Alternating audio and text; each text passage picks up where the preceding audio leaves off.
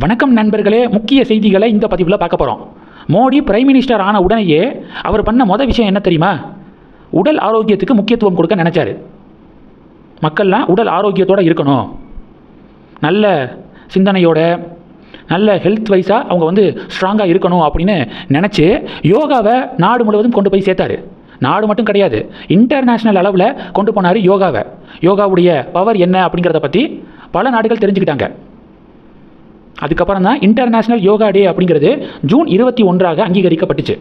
இன்றைக்கி world wide yoga தினத்தையொட்டி பல உலக நாடுகளில் யோகாசனங்களை பொதுமக்கள் பண்ணிக்கிருக்காங்க. இங்கேருந்து தான் மற்ற உலக நாடுகளுக்கு போய் சேர்ந்துச்சு யோகாசனம். இன்றைக்கி இந்தியாவில் பல தலைவர்கள் யோகா பண்ணக்கூடிய புகைப்படங்கள், வீடியோக்களை ஷேர் பண்ணி இன்டர்நேஷ்னல் யோகா டே வாழ்த்துக்களை ஷேர் பண்ணிக்கிருக்காங்க, தெரிவிச்சுக்கிருக்காங்க. இது ஒன்று.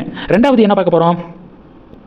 ரெண்டாவது, தமிழிசை அண்ணாமலைக்கு எதிராக பேசி வாங்கி கட்டிக்கிட்டாங்க. சோசியல் மீடியாக்குள்ளே போனாலே தமிழிசைக்கு எதிராக கடுமையான கண்டனங்களை பலர் பதிவிட்டாங்க. அடுத்து யார் வண்டியில் ஏற போகிறது அப்படின்னு சொல்லிட்டு எதிர்பார்த்து காத்திருந்த போது முதல்ல வானதி அக்கா அண்ணாமலைக்கு எதிராக பேசி வாங்கி கட்டிக்கிட்டாங்க. அடுத்து தமிழிசை. மூணாவது யார்? நயினாரா, முருகனா, இல்லை ப்ரொஃபஸர் ராமசீனிவாசனா அப்படின்னு யோசித்தேன். ப்ரொஃபஸர் ராமசீனிவாசன் தான் பேட்டி கொடுத்துருக்காரு. அண்ணாமலையுடைய இயக்கத்துக்கு எதிராக பேசியிருக்காரா அப்படின்னு தேடி பார்த்தா அண்ணாமலையையும் அண்ணாமலையுடைய இயக்கத்தையும் பாராட்டுற மாதிரி பேசியிருக்காப்புல. அண்ணாமலை தொலைநோக்கு பார்வை கொண்ட ஒரு தலைவர், விஷனரி லீடர். அவருடைய தொலைநோக்கு பார்வையை பாஜக அப்படிங்கிற இன்ஸ்ட்ருமெண்ட்டை பயன்படுத்தி அடைய முடியாது, டெலிவர் பண்ண முடியாது அப்படின்னு நினைக்கிறாரு. தனியாக ஒரு இயக்கம் தொடங்கினாதான் அந்த இயக்கம் மூலமாக அவருடைய தொலைநோக்கு பார்வையை நிறைவேற்ற முடியும் அப்படின்னு நம்பி அவர் தனியாக போயிருக்காரு. இதை பாராட்ட தான் செய்யணுமே தவிர விமர்சிக்கக்கூடாது அப்படின்னு ப்ரொஃபஸர் ராமசீனிவாசன் பேசியிருக்காரு. என்ன ஒரு ட்விஸ்ட்டு! அவரும் ஏதாவது தமிழிசை மாதிரி பேசுவார்னு நினச்சேன், ஆனால் பரவாயில்ல, கரெக்டாக பேசியிருக்காரு. தமிழிசை அண்ணாமலைக்கு எதிராக பேசி வாங்கி கட்டிக்கிட்டது கண்ணு முன்னாடி போகுமா இல்லையா? அதனால கூட இந்த ட்விஸ்ட்டோட அவர் பேசியிருக்கலாம், பாராட்டுற மாதிரி பேசியிருக்கலாம் அப்படின்னும் பதிவுகளை பார்க்க முடியுது. இது ரெண்டு. மூணாவது என்ன பார்க்க போகிறோம்? ஒரு இளைஞர் திருச்சி மாவட்ட ஆட்சித்தலைவருடைய கேபின் இருக்குல்ல, ஆஃபீஸு, அதில் ரீல்ஸ் வீடியோ ஒன்று வெளியிட்டிருக்காரு. கலெக்டருடைய இருக்கை இருக்குது, அங்கே யாருமே இல்லை. அதுக்கு முன்னாடி ரீல்ஸ் எடுத்து அதை ஷேர் பண்ணியிருக்காரு ஒரு இளைஞர். திருச்சி மாவட்ட நிர்வாகம் என்ன விளக்கம் கொடுத்துருக்காங்கன்னா, வட மாநில இளைஞர் அவர், கட்டிட பராமரிப்பு பணிக்காக ரெனோவேஷன் ஒர்க் நடக்குது, அதுக்காக வந்தவர், அவர் இப்படி ஒரு ரீல்ஸ் எடுத்து போட்டுட்டாரு, சட்ட ரீதியான நடவடிக்கையை அவர் மேலே எடுக்க போகிறோம் அப்படின்னு திருச்சி மாவட்ட நிர்வாகம் ஒரு விளக்கம் கொடுத்துருக்காங்க. கமெண்ட் செக்ஷனில் பொதுமக்கள் என்ன சொல்கிறாங்கன்னா, விடுங்க, இதுக்கெல்லாமல் ஆக்ஷன் எடுப்பீங்க, ஏதோ ஒரு ஆசையில் கலெக்டருடைய இருக்கையில் உட்கார்ற ஒரு ஆசை இருந்திருக்கும் போல் எடுத்து போட்டுட்டாரு, அதுக்காக அவரை பிடிச்சி உள்ளே தள்ளுறது, வழக்கு பதிவு செய்கிறது, இதெல்லாம் வேண்டாம். இது எல்லாத்தை விட கவர்மெண்ட் ஃபோக்கஸ் பண்ண வேண்டிய பல விஷயங்கள் இருக்குது, அதில் முதல்ல கவனத்தை செலுத்துங்க அப்படின்னு பொதுமக்கள் அட்வைஸ் பண்ணுறாங்க.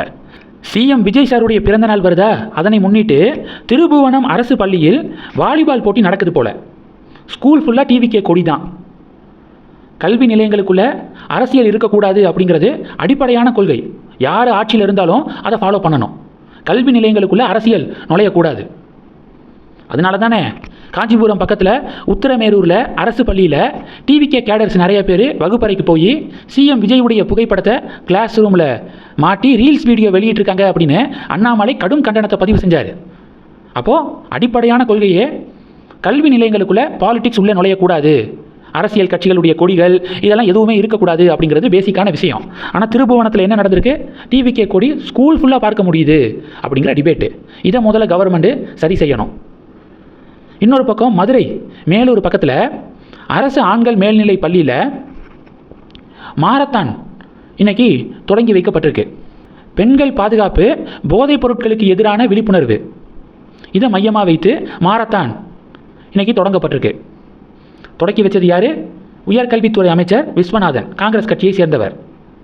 இந்த மாரத்தான் தொடக்க விழாவில் முன்னதாக சிஎம் விஜய் நடித்த பட பாடல்கள்லாம் ஒளிபரப்பு செய்யப்பட்டிருக்கு.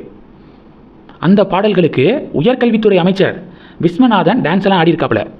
அதில் ஒரு பாட்டு, வாடி வாடி வாடி வாடி கைப்படாத சீடி அப்படிங்கிற பாடல்லாம் இருக்குல்ல, அந்த பாடலுக்கெல்லாம் டான்ஸ் ஆடியிருக்காரு. முன்னாடி பார்த்தா நூற்றுக்கணக்கான மாணவர்கள் இருக்காங்க. உயர்கல்வித்துறை அமைச்சர் இந்த பாடலுக்கெல்லாமா டான்ஸ் ஆடுறது அப்படின்னு சொல்லிட்டு இப்போ தமிழகம் முழுவதும் இந்த வீடியோவுக்கு கடும் எதிர்ப்பு. உடனடியாக டிவிகே கவர்மெண்ட்டு அட்வைஸ் பண்ணுங்கள், மினிஸ்டர்களுக்கு அட்வைஸ் பண்ணுங்கள், கட்சி நிர்வாகிகளுக்கு தாவேக்கா அட்வைஸ் பண்ணுங்கள்.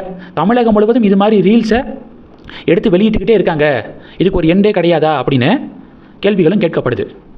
அதனால் திருச்சி கலெக்டர் ஆஃபீஸில் பாவம் ரீல்ஸ் போட்ட புலம்பெயர்ந்த தொழிலாளர் மீது ஆக்ஷன் எடுக்கிறதெல்லாம் வேண்டாம், முதல்ல ஆக்ஷன் எடுக்க வேண்டியதுக்கு ஆக்ஷன் எடுங்க அப்படின்னு சொல்லிட்டு இந்த 2 நிகழ்வுகளை ஷேர் பண்ணுறாங்க பொதுமக்கள். இந்த செய்திகளை பற்றி உங்களுடைய பார்வைகளை மறக்காமல் கமெண்ட் பண்ணுங்கள். தொடர்ந்து கணக்கில் இருங்க, அடுத்தடுத்து நிறையா பதிவுகளை பார்க்க போகிறோம். நன்றி. ஜெய்ஹிந்த்.